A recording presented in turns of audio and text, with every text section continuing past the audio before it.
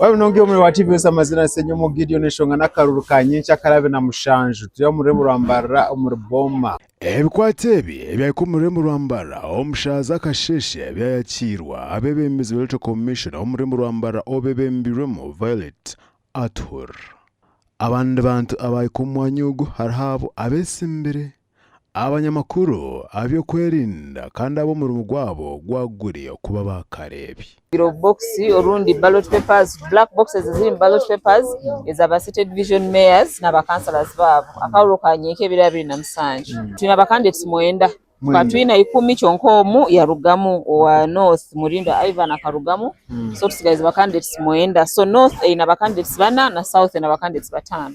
Electoral Commission abore mu Rwambara nejangwa amurundogo oburo kuza kuterwa nyincha kare nabo kose byoma byakanyabwanje tukoesa BVVK machine buli polling station ejja kuba na BVVK operator na operating machine ejo so buli voter kuija making sure your thumb ogiteiremu bagisoma bakwakalolo kawo thumb yetakozere face ija kwata face yetakozere abijakora ekimu haliyo kijakora.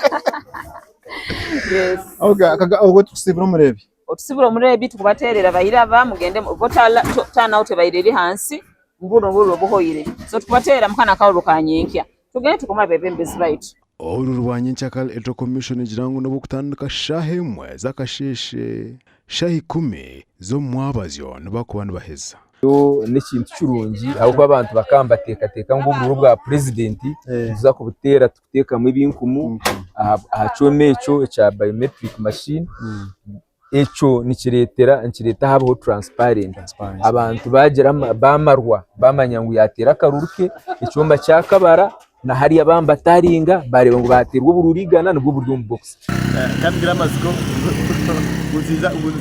munziza gukora because naka hingwire tukati namasiko but they failed. But this time I saw the president was insisting that they should use bakose machine zezo. Kateke birungi byonko kujo mu Electoral Commission Senyomo Gideon aho murembo Rwambara. Twaza district ya Kabare oku abarukuri bikutezo bururo bashobora kukubetebekanise cyayikomye gutera karuru izo bariyanye cyakarebera na mushanje bikwesiko kubanza umwaka 2026 akana karuru kabameya n'abakansara babo Antebe yakana. So twaliza mu solo bagament tuli ready twetegese bulungi nnyo kalulu kencha to having the meetings era ba supervisor bange ba having the meetings na polling officials okubera nga twejjukanya ebibaddewo betutayagala bidde mu kukolebwa mweno election. Aisha Nansubuga orukore bikuteza karuru omwanyugu nagirango bine myanya rukwingana nshanje nena yokutera makaruru abatezi bakaruru nebingana 13,900. Sisola gamba nti no babajja kubeera bwe bati naye kuchenda bye kwa assessment jenkoze ng'omuntu nsubira nti tanape ejja kubeera kuwagulu.